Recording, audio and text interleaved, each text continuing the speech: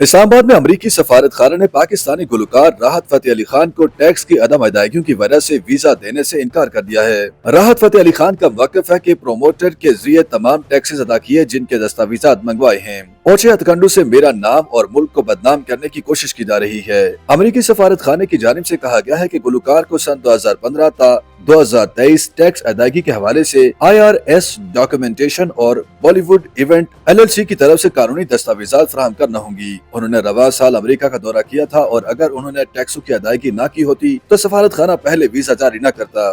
گلوکار کا کہنا تھا کہ ان ہتھ کنڈوں کے ذریعے انہیں اور ان کے ملک کو بدنام کرنے کی کوشش کی جا رہی ہے۔ کنسرٹ کی بکنگ راحت فتح علی خان کے پروموٹر ریحان صدیقی کے ذریعے کرائی گئی۔ پروموٹر نے ہی گلوکار کے ویزے کے لیے درخواست دی اور ضروری دستاویزات سفارت خانے کو فراہم کی تھیں۔ تاہم سفارت خانے نے گلوکار کو 2015 تا 23 کے دوران ان کی امریکی آمدنی پر ٹیکس کے معاملات کی وجہ بتاتے ہوئے ویزا دینے سے انکار کیا۔ دستاویزات سے معلوم ہوتا ہے کہ راحت فتح علی خان ماضی میں 4 مختلف پروموٹرز کے ذریعے امریکہ گئے جن میں دی میوزک ورلڈ LLC، دی وائبرنٹ میڈیا گروپ LLC، دیسی فیسٹ 2018 LLC اور سائی پروڈکشن شامل ہیں۔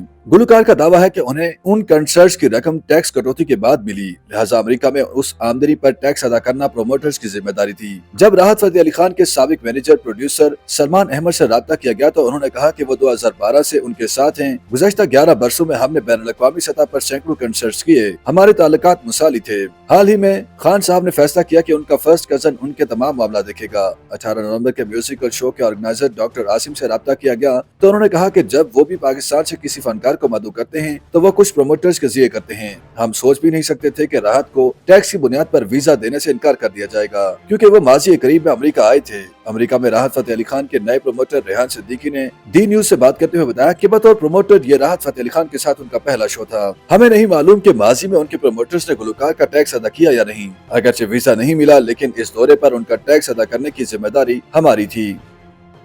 YouTube پر گوگلی نیوز دیکھنے کے لیے youtube.com کی سرچ بار میں گوگلی نیوز TV ٹائپ کریں۔ گوگلی نیوز کے پیج پر سرخ رنگ کے سبسکرپشن والے بٹن پر کلک کرنا نہ بھولیے۔ YouTube پیج پر اپلوڈ ہونے والی ویڈیوز سے باخبر رہنے کے لیے بیل آئیکن پر کلک کیجیے۔ آپ کو ہر نئی ویڈیو کے بارے میں نوٹیفیکیشن موصول ہو جائے گا۔